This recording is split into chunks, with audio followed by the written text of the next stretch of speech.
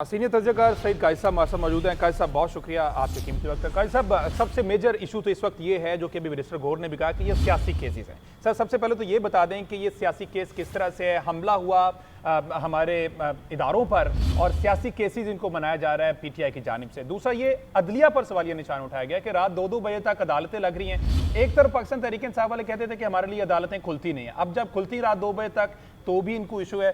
Sir, क्या कहेंगे इनके स्टांस पर? काजी साहब,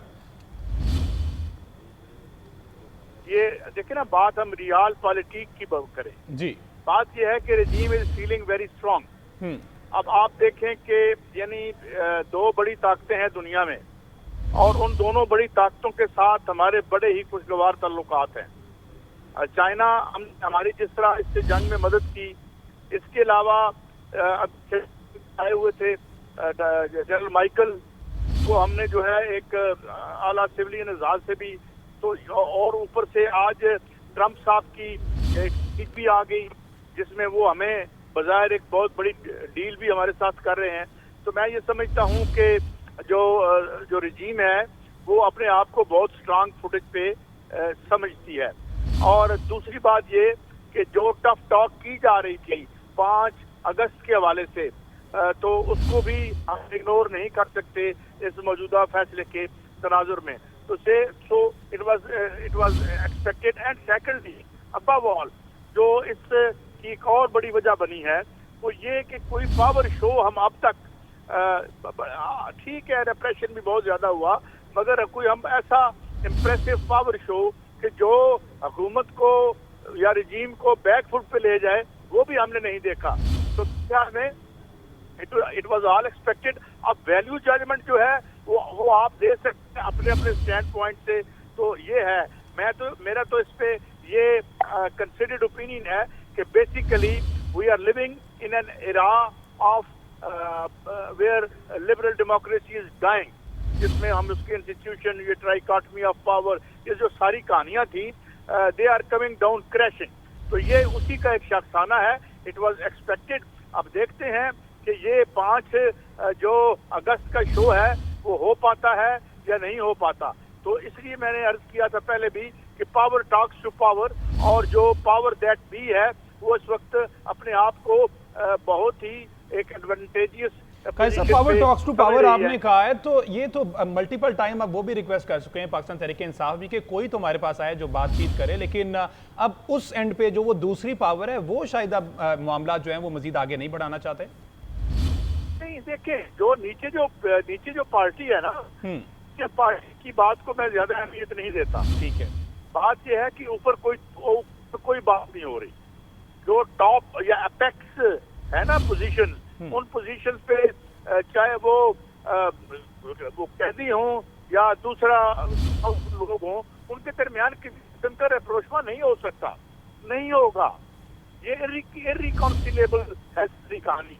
अब सवाल ये है कि जो despite the huge popularity of the man in jail, हम ये देख रहे हैं कि कोई पब्लिक डिस्प्ले जो है और उनकी इस पॉपुलैरिटी का, वो नहीं फॉर एनी रीजन, उनकी पार्टी में डिसरे में है, उनकी पार्टी में लोग कंप्रोमाइज हैं, वट एवर, या उनके मंशूर में कोई ऐसी कजियां और कमियां हैं which do not push people beyond certain limit. तो ये सिलसिला है। तो मेरे ख्याल में देखिए व्हाट हैपन्स। अब आने वाले दिनों में हमने देखना है कि जो नारे लगा रखे हैं 5 अगस्त के हवाले से, वो कितने मटेरियलाइज होते हैं या नहीं होते। तो ये बात इस पे ही चलेगी। बाकी जो है ये कहानियां, ये टेक्स्ट बुक जो एनालिसिस होते हैं कि ये हुआ, कानून में ऐसे हो गया, ये देखे जी रातों को अदालतें लग गई, दिन को अदालतें लग गई, वो ऐसे ही होता है। जब नहीं हुआ, यहाँ तो एयरपोर्टों में जमानतें हो जाती रही हैं। तो ऐसे मुल्क में मेरे ख्याल में इस तरह के सवाल उठाना वक्त का ज़िया ही होता है। जी अच्छा, कैसा बड़ा कीनली वॉच किया आपने सारे सिनेरियो को। अभी जो फैसल वाडा साहब का स्टेटमेंट आया है, उन्होंने कहा कि मैं पहले भी बता चुका हूँ, ये बहुत सारे लोग कॉम्प्रोमाइज्ड हैं। उसमें सबसे पहला नाम वो गंडापुर का लेते हैं, और अब हमने देख भी लिया कि जो इसमें 3-4 लोग जैन कुरैशी हैं, फवाद चौधरी हैं, उनको बरी कर दिया गया है। तो आप समझते हैं ये लोग कॉम्प्रोमाइज्ड हैं? इस तरह से स्टेटमेंट लोगों के लिए देना, इज इट ओके? लेकिन मैं कंप्रोमाइज का इतना सख्त इस्तेमाल नहीं करूंगा। अच्छा। लेकिन मैं ये कहूंगा कि वो टफ टॉक नहीं कर रहे थे और उन्होंने अपना स्टैंड बदल लिया। उन्हें अंदाजा हो गया था, इन लोग, ये सियाने लोग भी हैं, पॉलिटिकल, फवाद चौधरी हमारे दोस्त, हमारे भाई भी हैं, बाकी लोगों से भी खैर हमारी कोई दुश्मनी नहीं है, बट उन्हें अंदाजा हो गया था कि जिस किस्म की रेजिस्टेंस चाहिए इस पार्टी को, कोई जो भी इसके बजायर इख्तियारात हैं या जो इसके, यानी आप इसे कह सकते हैं कि जो इसके हकूक हैं उनके असूल के ज़िमन में, तो वो उन्हें अंदाजा था कि ये हासिल नहीं हो पाएंगे और वही हुआ। लिहाजा लोगों ने जो है they have signed a separate piece, जिसे अंग्रेजी में कहते हैं।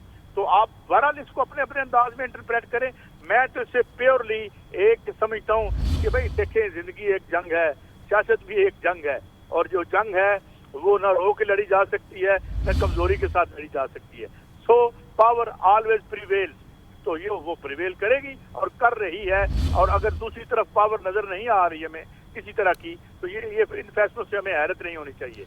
अच्छा काजी साहब, एक ये भी अब स्टांस सामने आ रहा है कि पाकिस्तान तहरीक इंसाफ जो है वो खत्म हो जाएगी। क्या आप समझते हैं कोई भी सियासी जमात किसी को खत्म करना इतना आसान होता है और क्या इतनी जल्दी खत्म हो जाते हैं? पाकिस्तान पीपल्स पार्टी की एग्जाम्पल हमारे सामने है, बहुत सी सोबतें बर्दाश्त की, जितनी सजाएं उनको दी गालिबन इतनी तो किसी सियासी जमात को नहीं मिली होंगी। तो आप समझते हैं इतना आसान होगा पाकिस्तान तहरीक इंसाफ को खत्म करना? तहरीक इंसाफ तो रहेगी, अल्लाह ताला सबको सेहत जिंदगी दे, जब तक इमरान खान साहब हैं उनकी पॉपुलैरिटी मौजूद रहेगी। लेकिन ये जो आप पैरेलल ड्रा कर रहे हैं, जो एक वो गलत है। देखना, बेनजीर जब पावर में आई, वैसे ये काम इमरान खान साहब ने भी किया था पहली गवर्नमेंट में। वजारत खजाना उनके पास नहीं थी और बहुत सारे कंप्रोमाइज किए। इससे ज्यादा कंप्रोमाइज मोहतरमा बेनजीर भुट्टो साहबा ने किए थे, वजीर खारजा तक उनका नहीं था, और वो तमाम एक टूटी फूटी गवर्नमेंट उनको दी गई थी जो कि उन्हें नहीं लेनी चाहिए थी। और ये पावर भी उनके इमरान खान साहब को नहीं लेनी चाहिए थी। इनको चाहिए था कि ये अपोजिशन में बैठते, वो कहते कि नहीं जी, मैं देखे ना, आप खुद you make your mistake, you take favours, and those people who can extend favours to you, they can withdraw at any time at their own convenience. So they withdrew all those favours that they extended to Imran Khan at a certain point. तो ये है। तो अब आप जंग करना चाहते हैं तो आपको मैसेज को मोबिलाइज करना पड़ेगा, जो आप नहीं कर सके। और इसकी वजह मैं हम्बल तौर पर कई दफा कह चुका हूं कि आपके मंशूर में अवाम के लिए कोई नारा भी नहीं है। वो ठीक गिनना, मैंडेट सही अंदाज से देना, कहानी इससे आगे चली गई है। लोगों के पेट के मसले हैं, भूख के मसले हैं, रोजगार के मसले हैं। Only these slogans and these इस काइंड का मंशूर ही इस कहानी का काजी साहब वाहिद हल क्या सिर्फ और सिर्फ एनआरओ रह गया है, आप समझते हैं? नहीं करेंगे।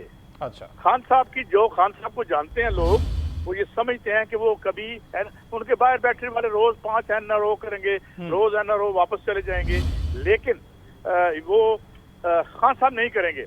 He will go down fighting, मेरी ये राय है। अच्छा कैसे, अभी बैरिस्टर गौर साहब भी आ रहे थे, उन्होंने भी ये कहा सियासी केस। अच्छा, उन्होंने साथ ये भी कहा कि पार्लियामान से पाकिस्तान तहरीक इंसाफ को जो है ना बाहर निकालने की कोशिश की जा रही है। साथ ही साथ उन्होंने ये भी कह दिया कि अब हमें फैसला करना है कि अब हमें पार्लियामान में रहना है, असम्बलियों में रहना है या फिर इस्तीफे देने। तो आप समझते हैं ये एक वाइज डिसीजन होगा दोबारा से एक दफा असम्बलियों से बाहर निकल जाना? यार पार्लियामान में पहले कहाँ थे ये? अच्छा, जो 2-4 बंदे थे इनके, 26 जो थी अमेंडमेंट को रुकवा ली इन्होंने। 27वीं मुबैना तौर पर आ रही है, ये रुकवा लेंगे। देखिए, पार्लियामान और all the democratic institution have been rendered irrelevant in this scheme of things.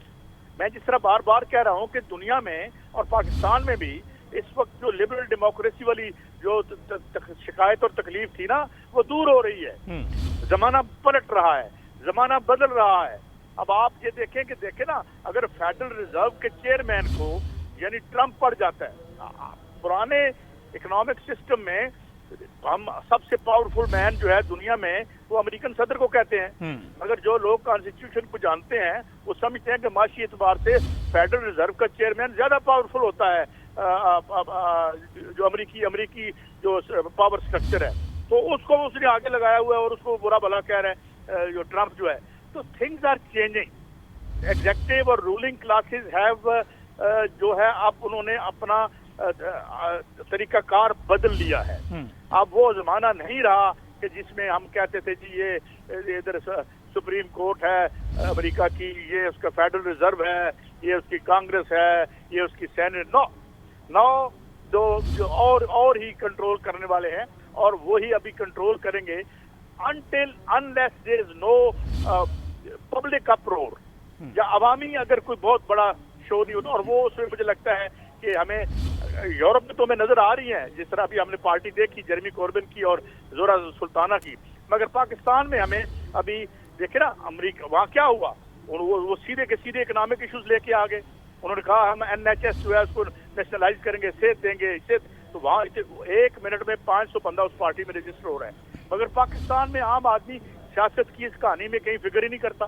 तो इसलिए जमहूरियत और जमहूर या जमहूर को सो कॉल्ड रिप्रेजेंट करने वाले they are on the retreat and powers dominate कर रही हैं। जी अच्छा, कैसा अवामी शो की आपने बात जिस तरह से की है, अब जो 5 अगस्त डेट दी गई, इसमें CM KP पर बड़ी तनकीद की गई, वो आए 3 महीने का वक्त लेके चले गए, पार्टी में अपने इख्लाफात शुरू हो गए स्टेटमेंट को लेके। अब 5 अगस्त को आप समझते हैं क्या लाएमल हो सकता है पाकिस्तान तहरीक इंसाफ का? क्योंकि इससे पहले भी जो सजाएं दी गई, अब फिर से सजा दी गई, जब भी किसी एहतजाज का ऐलान किया जाता है बकौल इनके, तब ही पकड़ दगड़ का सिलसिला शुरू हो जाता है। तो अब कोई फ्यूचर नजर आ रहा है 5 अगस्त को, क्या ये कर पाएंगे? देखिए, मैं जाती तौर पर पहले भी बात कर चुका हूँ कि मुझे नहीं लगता था कि कोई इतना बड़ा पावर का डिस्प्ले ये कर सकेंगे। कुछ लोग नजर आते हैं टफ टॉक करने वाले हैं, ये जुनेद साहब जो पब्लिक अकाउंट्स कमेटी वाले हैं, वो भी पता नहीं आज रहे या नहीं रहे। मैं जरा दफ्तर से थोड़ा सा दूर हूँ, मैं सारी खबरें देख भी नहीं पा रहा, कुछ गाह मुझे नजर आ रही हैं। लेकिन जो कोई बड़ा डिस्प्ले पावर का शायद मुझे फिलहाल तो नजर नहीं आ रहा, लेकिन इसको आप रूल आउट नहीं कर सकते। हम गैब का इल्म नहीं जानते। मैसेज या वर्कर्स अपने तौर पर रिवोल्ट कर जाएं, जिसके चांसेस रिमोट हैं, तो आई डोंट नो। लेकिन अगर आप इस लीडरशिप पे डिपेंड करेंगे, जिसको कुछ सजाएं हो गई हैं और कुछ बच गए हैं, तो मेरा नहीं ख्याल कि आप कोई बड़ा पावर डिस्प्ले कर सकते हैं। और उसमें बुनियादी बात यह है कि कोई रेवोल्यूशनरी प्रोग्राम नहीं है किसी पार्टी के पास भी, मेरे ख्याल में। जी। अच्छा काजी साहब, ये आपने जिस तरह से भी फरमाया कि कुछ सजाएं हो गई, कुछ बच गई हैं, थोड़ी सी रहनुमाई फरमाइएगा जरा, मैं भी समझ लूँ। ये जैन कुरैशी साहब को रिहा कर दिया गया, शाह महमूद कुरैशी साहब को अभी तक अंदर रखा हुआ है, कुछ मुकदमात में बरी हो गए, लेकिन अभी मुतादिद मुकदमात हैं जिसमें शाह महमूद कुरैशी साहब जो है वो अंदर रहेंगे। तो सर, ये बाप बेटे की सियासत, इसमें फिर वही बात आ जाती है, पाकिस्तान तहरीक इंसाफ कहते हैं कुछ लोग कॉम्प्रोमाइज हैं, समझते हैं जैन कुरैशी साहब कॉम्प्रोमाइज हैं? देखिए, हम तो देखे ना, दिलों का हाल तो हम तो एक ज़ाहिरी जो इक़दामात हैं या जो तब्दीलियां आती हैं उसके हवाले से देखते हैं। बेसिकली एक जो शाह महमूद कुरैशी साहब हैं, उन्होंने हमेशा पावर पॉलिटिक्स की है, और वो हमेशा ये पहली दफा उन्होंने एक जेल बड़ी लंबी काटी है, वरना हम देखते हैं वो पीपल्स पार्टी में भी रहे, इस्तीफा भी दिया उन्होंने एक इशू पे, गालिबन रेमंड डेविस का इशू था अगर मुझे गलत तौर पर याद नहीं आ रहा तो, लेकिन मुस्लिम लीग नून में भी रहे। तो मैं नहीं समझता कि इन तमाम पार्टियों में बारी बारी जाने वाले लोगों की कोई ऐसी नजरियाती एहसास होती है। वो देखते हैं पावर जिधर है वो सिर्फ चले जाते हैं। तो बहुत से लोगों का ख्याल ये था कि ये जो पॉपुलर लहर है, देखे ना, हमने देखा कि खबों को टिकट मिले, वो भी जीत गए PTI में। तो फिर इस तरह से बहुत से लोग आ जाते हैं जो अपना क्लास तब्दील करना चाहते हैं, या वो समझते हैं कि एक मौका है हमें जिंदगी में आगे बढ़ने का। तो इसे सबसे बड़ा प्रॉब्लम जो है PTI की जो वोटर की ताकत है, और वो क्यों है, वो बेजारी है पीपल्स पार्टी से और ये मुस्लिम लीग नून से। ये उसके रिएक्शन के तौर पर पार्टी बनी थी। और जो इसकी कमजोरी है वो ये है कि नजरियाती तौर पर इसमें क्लैरिटी नहीं है कि अवाम क्या चाहते हैं, अवाम क्या मांग रहे हैं। अवाम इस वक्त देखें, जहाँ 2 करोड़ नौजवान बेरोजगार हो, 11-12 करोड़ लोग गुर्बत की लकीर से नीचे हों, तो वहाँ पे जो है वो कौमी जमहूरी इनकलाब के लिए कोई नहीं बाहर आता। माशी जो इश्यूज हैं उसमें लोग बाहर आते हैं। मैं बार बार यही कह रहा हूँ, और जुल्फकार अली भुट्टो की मूवमेंट में और उसमें यही फर्क था। और ये मुझे मत कहे कि जुल्फकार अली भुट्टो की जो तहरीक थी उसके खिलाफ रिप्रेशन नहीं था। चौकों पे फांसियां लगी, 17-17 साल के लोग फांसी लगे, मगर इसके बावजूद हमने देखा कि अयूब खान की आमरीत को भुट्टो ने उड़ा दिया था तमाम। और उसकी वजह जुल्फकार अली भुट्टो का मंशूर, पहले वाला मंशूर, ये नहीं, ये जो ठंडा मंशूर है ना, ये जिसे मतलब है कि पढ़ के वैसे ही बंदा का दिल खराब हो जाता है, वो मंशूर जो जुल्फकार अली भुट्टो। तो ये इशू है, रियल इश्यूज को सामने लेके आएंगे तो आपको किसी लीडरों की जरूरत नहीं लगेगी, लोग खुद निकलेंगे। मगर आप खुद उस पर कन्विंस ना हो तो फिर क्या हो सकता है। जी।